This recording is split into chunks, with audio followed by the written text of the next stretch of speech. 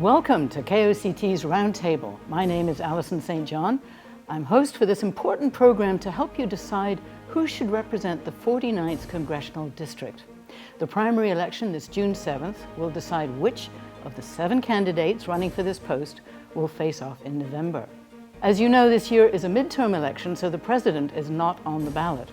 But the balance of power in Congress could change depending on your vote. Oceanside is in the 49th Congressional District, which is one of the hot races in the country. In other words, a lot of money is being spent by both Democrats and Republicans to gain control of this seat. It stretches from Orange County through Camp Pendleton to Solana Beach. To give you a little background, this district was part of the so-called Blue Wave in 2018, when Democrat Mike Levin defeated a Republican and turned what had been a Republican district for years into a Democratic one. But after recent redistricting, the voter registrations are now fairly evenly balanced, so this is a highly competitive race. You could receive a ballot in the mail anytime after May 9th, and you can mail that in if you want, anytime after that until primary election day, June 7th. Who's running? 5 Republicans and 1 Democrat are challenging Mike Levin in his bid for a 3rd term. In alphabetical order, their names are Lisa Bartlett, Brian Marriott, Josiah O'Neill, Chris Rodriguez, Nadia Smalley, and Renee Taylor. I'm Alison St. John, and thanks again for watching KOCT, the voice of North County.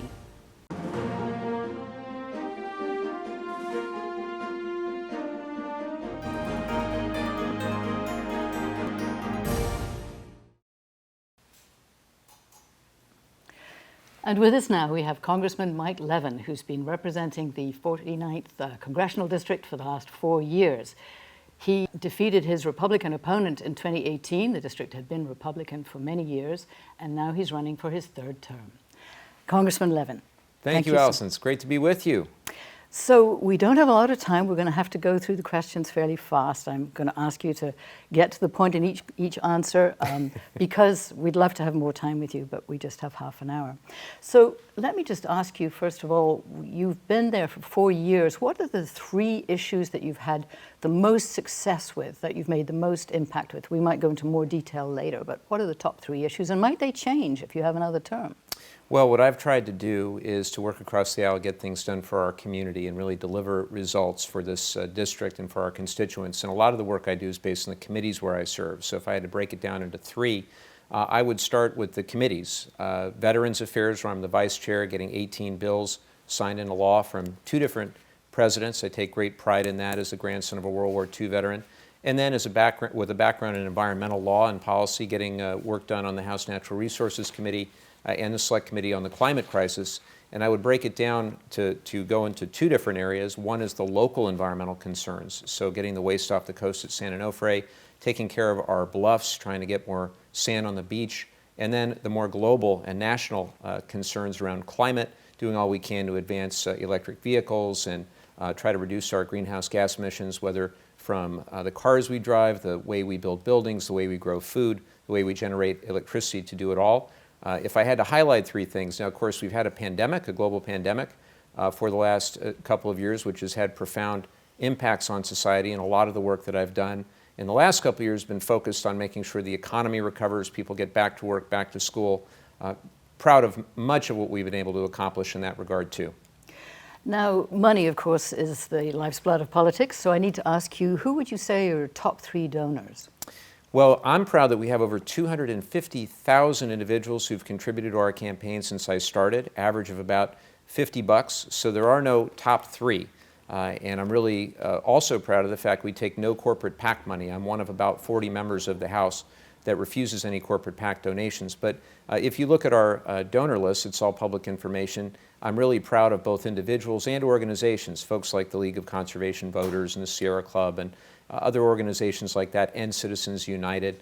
So I'm very, very proud of who funds our campaigns, and I'm very frankly worried about those who are funded by big oil or big corporations, because I think at the end of the day, it's very difficult to distance yourself from a policy perspective when you're constantly taking their money, which is why I not only don't take corporate PAC money, but I've helped to introduce legislation that would ban corporate PACs altogether. Okay, I want to jump straight into the perhaps hottest issue that is just making news at the moment, which is the Supreme Court's possible reversal of Roe versus Wade. So if Roe versus Wade is reversed, what is your position on how abortion should be regulated? Well, first of all, I was disgusted and very, very angry at that decision, which I felt, it is of course a draft decision, but I felt it was neither legally nor constitutionally correct, and it has far-reaching implications because it tracks back to Griswold versus Connecticut and really anything dealing with privacy. So things like access to contraception or LGBTQ issues, all is at risk because of that draft opinion. So I hope there's an opportunity for the other justices to weigh in. But make no mistake, Congress needs to act. We have legislation, the Women's Health Protection Act, that I've co-sponsored, that's already passed the House of Representatives. We sent it to the Senate. It would codify Roe versus Wade.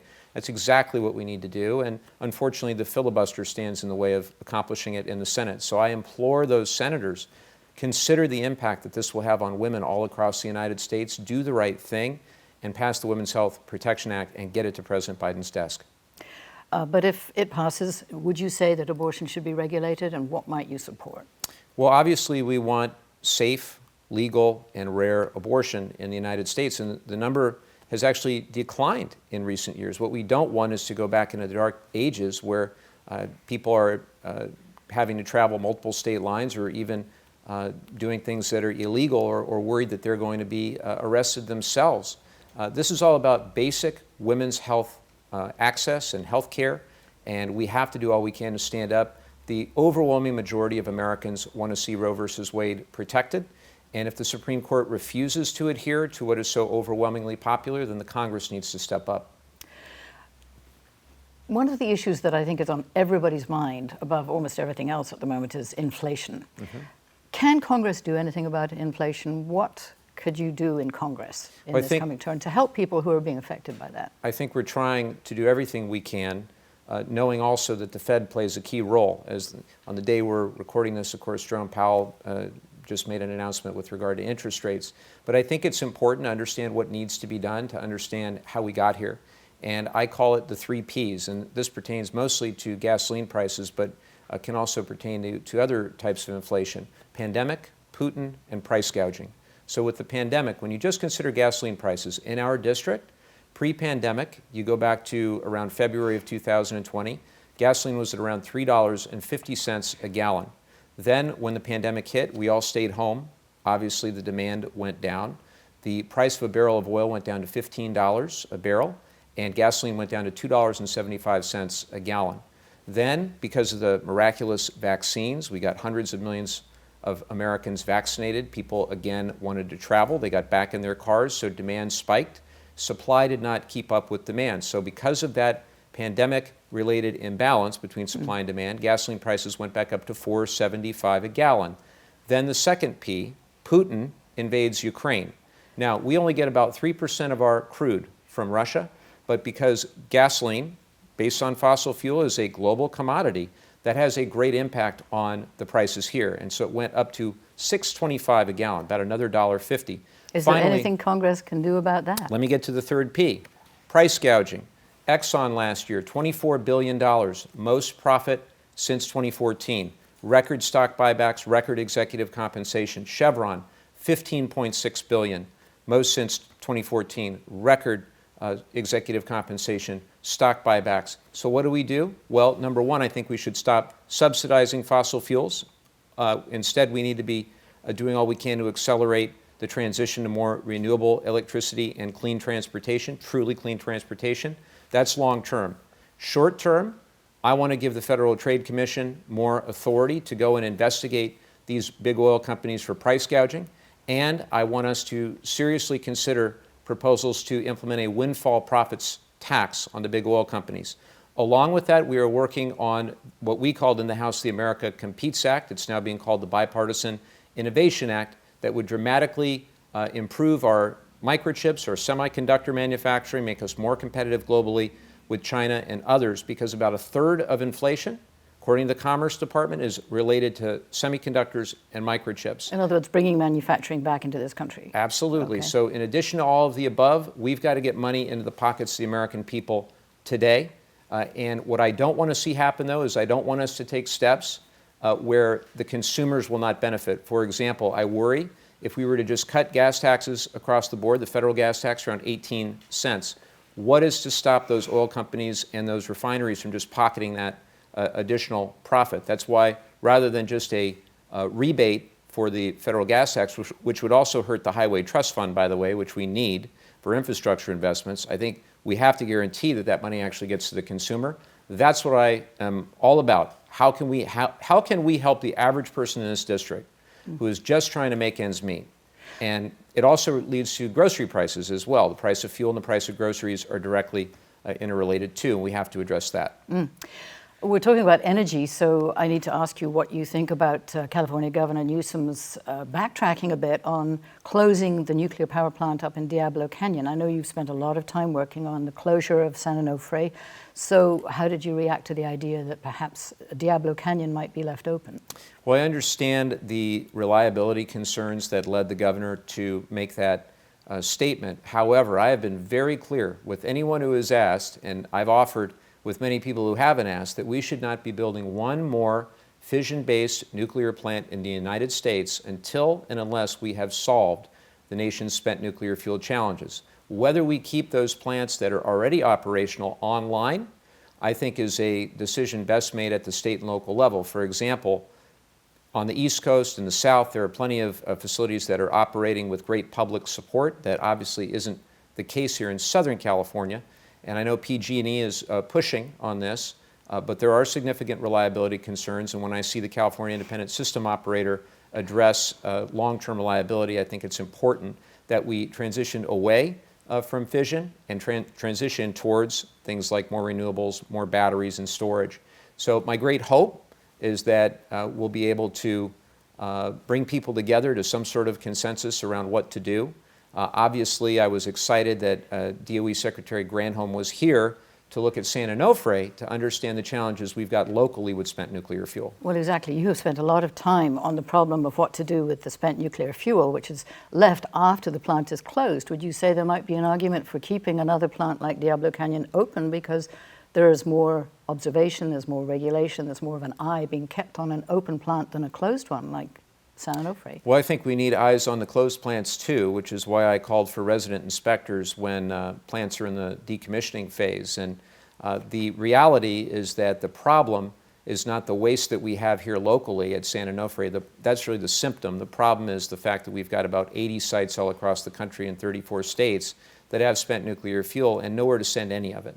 And so from day one, I've been working on this, and I'll be working on it for a long time to come. We've made more progress in recent months than in many years. I'm very proud of that. What progress have you made?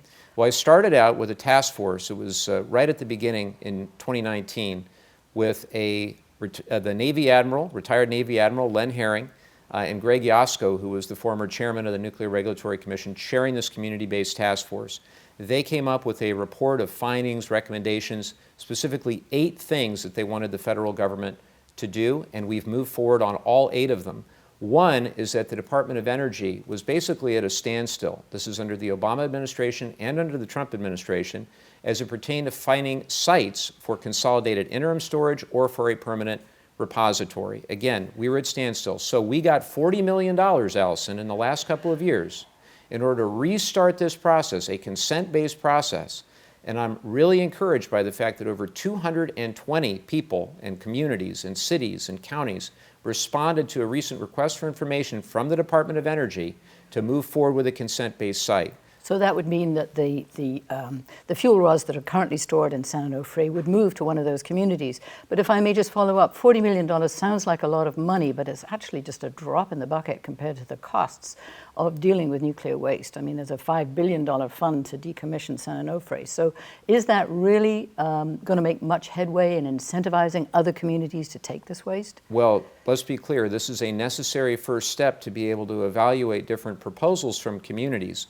But the key thing, the key news that Secretary Granholm made when she visited San Onofre with me just a few weeks ago was she stated publicly for the first time something that we'd been talking about for quite a while, which is that the federal government is ready to step up and compensate a community for taking spent nuclear fuel. So if there is a community out there who wants the economic opportunity from taking the spent nuclear fuel, both the jobs it will create, as well as the ability to be compensated by the federal government. We now have a path to get there that we did not have before. That did not happen by accident. That happened because of a lot of hard work from people from both sides of the aisle. I started a bipartisan spent nuclear fuel solutions caucus with my good friend, Republican Rodney Davis from Illinois, and we've been working on this for the last year, and that led, ultimately, working with Secretary Granholm, who's very pragmatic, working with our friends at the Department of Energy, to this moment where we now finally have light at the end of the tunnel on this issue after a number of years of very little progress. So there is obviously some good aspects to nuclear power in the sense that it doesn't have the carbon emissions that we are trying to reduce. What do you think that in Congress we should be doing in order to reduce carbon emissions, bearing in mind that it's going to have a big impact on the economy? So here is the challenge. 45% of the nation's zero carbon emissions electricity is coming from nuclear today. So that makes it very daunting to say we're just going to turn all the nuclear plants off that are currently operational. What I have said, and I'll continue to say, is we need innovation. We need to be looking at small modular reactors. We need to ultimately be looking at fission, which of course, or fusion rather, which unlike fission doesn't have the waste component. So all of that innovation is really important. But in the near term, I don't think we should be building another one of these plants until and unless we have figured out this waste issue. That's the position I'll continue to hold. And when it comes to this plant specifically, San Onofre specifically, the reality is we've got 2 active earthquake faults. We've got 9 million people within 50 miles. And we've got a military base, a very important military base across the freeway at Camp Pendleton, which is why I introduced something called the Spent Fuel Prioritization Act, which says for all the nation's nuclear waste, move the waste first from those areas with the highest seismic risk, the highest population density, and the highest national security concerns. Now, as a freshman, when I first got there, I introduced it, and I went around to Republicans, and a lot of them said, well, you know, whatever, you're new here, and we're going to just move forward without supporting this effort. I came back as a sophomore now, my second term, and I introduced it with 3 Republicans right out of the gate, and my co-lead on this bill is Darrell Issa. And so that, I hope, is proof positive, Allison, that bipartisanship is alive and well. Good. Well, that's good news, yes. So now, as an environmental attorney, obviously climate change is one of the issues that you could make an impact on as you get on more committees, I guess, in Washington. Well, hopefully I'm making an impact on it right now. I'm on the Select Committee for Climate. So tell me, what are you doing in Congress to affect or perhaps to slow climate change? Well, what I've tried to focus on are things that are directly related to reducing emissions and also our water infrastructure. And the water-energy nexus is really important to me, representing a coastal district. So in the bipartisan infrastructure law, just as one example, things that we already have now gotten as the law of the land, we had something called the Desalination Development Act, $250 million for desalination. We actually got that money through the bipartisan infrastructure law. Now we have to make sure that we do all we can for resilience and diversification of our water supply. There was $1 billion, by the way, for recycling in the bipartisan infrastructure law. In addition to that, $7.5 billion for EV charging infrastructure. We want to get 500,000 EV chargers across the country, so it's as easy to get an electric vehicle and get around to wherever you need to go as it is with a gasoline car. Any sense of how much of that might come to California? I hope a ton of it. So in my conversations with Secretary Buttigieg and also Secretary Granholm, I've made the case that as an area that already has a high per capita adoption of electric vehicles, use us as a test to have as much maximum amount of EV charging and infrastructure available, because I think it will further incentivize people to make that next purchase for an EV. We also need tax policy that's supportive as well. And when you look at what I've done on the Select Committee, what our committee has done in the last Congress, of course with a Republican administration, we put together an action plan knowing full well that the Trump administration was not going to go along with a lot of our suggestions, but nonetheless, it became a blueprint for a lot of the work that we've done, both in the bipartisan infrastructure law, along with the actions we've advocated for in reconciliation. Now, of course, we're still pushing. We're still pushing on tax policy to accelerate solar and to accelerate wind and more tax incentives for storage and things like that. We have to get either one or more Republicans on board with those concepts or the senator from West Virginia. And that goes back to what we talked about at the very beginning of our conversation. which is too many members of Congress taking too much money from big oil. And so I wish I could end that cycle tomorrow. If I could, I would. But we have to deal with the facts as they are, the world as it is, which is that we have to dramatically reduce our greenhouse gas emissions, and we've got to have pragmatic and bipartisan ways to get there. It's not easy. Our work continues, and we're just getting started, but it is absolutely worth it. I look through the lens of having a 9-year-old and an 8-year-old at home knowing that this is their future. Yeah.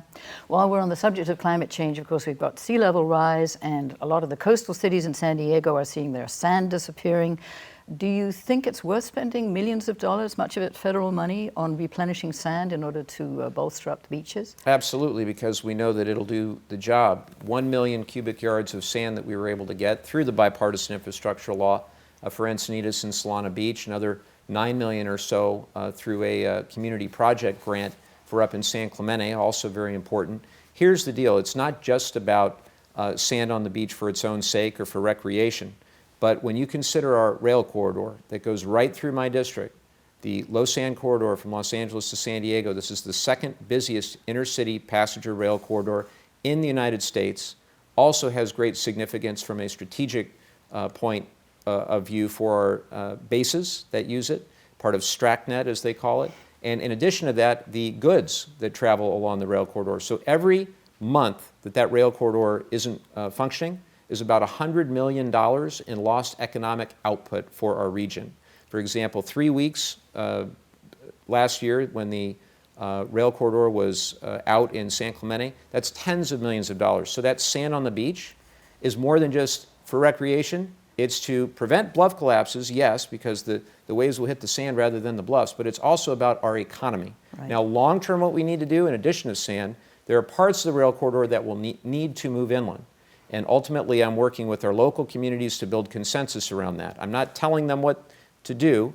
I think we acknowledge the need, and we let the community work on the best path forward, and then we are there with the federal support when the time is right. Right. Yeah, that'll be a lot of money if that has to happen in Del Mar. Yeah, it could be billions of dollars. Could be billions.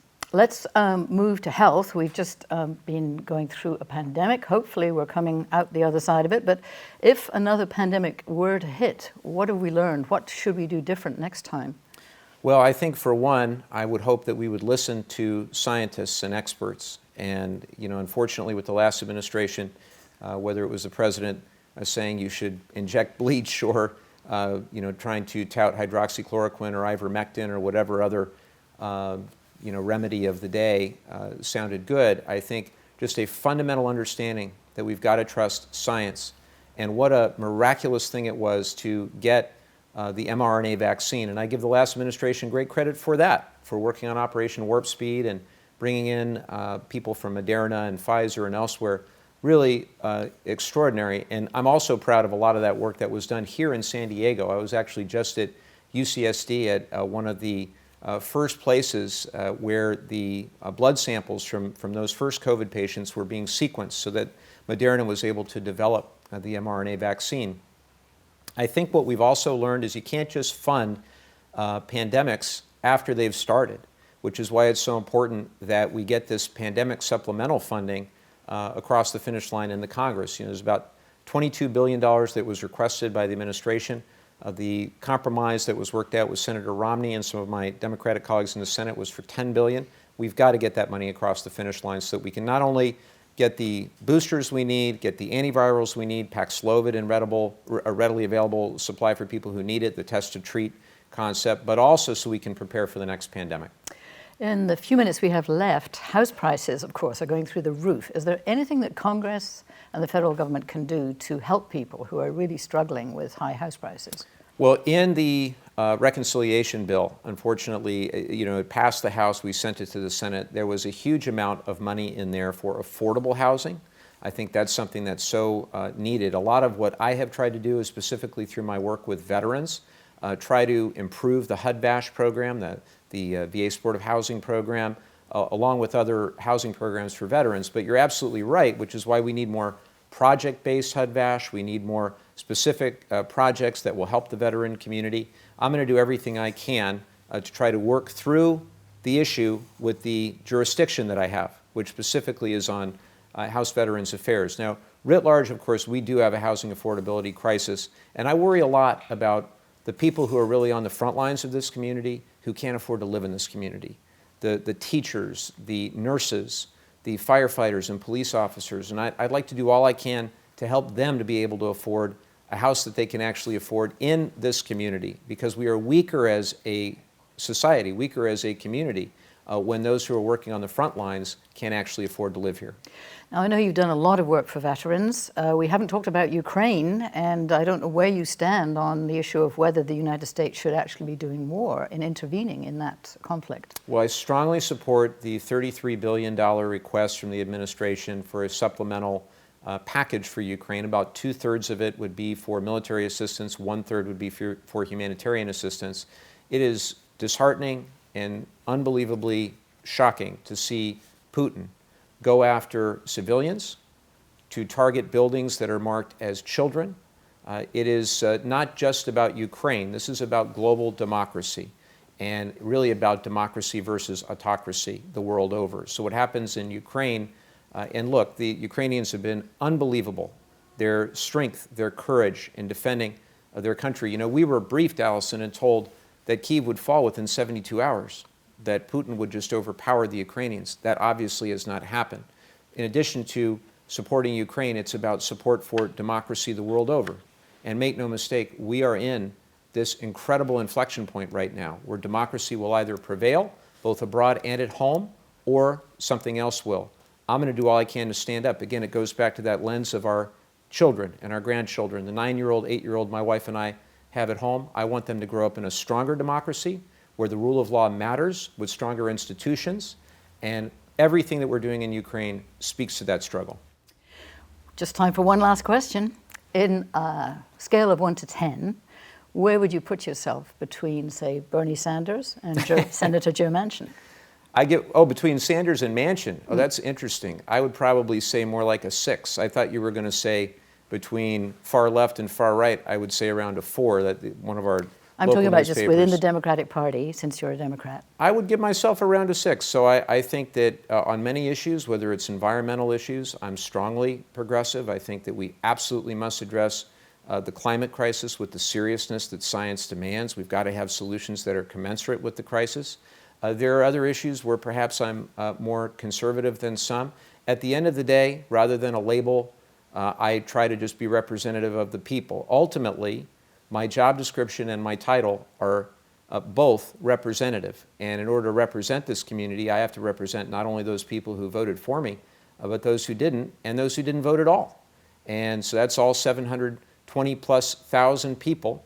And I try to be mindful of that. Whenever I get on that plane, I leave my wife and kids, I go to Washington, D.C., it's for their interests. Well, yes, the voters should remember that May 7th, you will be getting ballots in the mail. June 7th is the actual election. You can vote anytime between those two dates, so remember to vote. And Congressman Mike Levin, thank you so much for joining us here on KOCT. Thank you, Allison. It's great to be with you. I'm Allison St. John, and thanks again for watching KOCT, the voice of North County.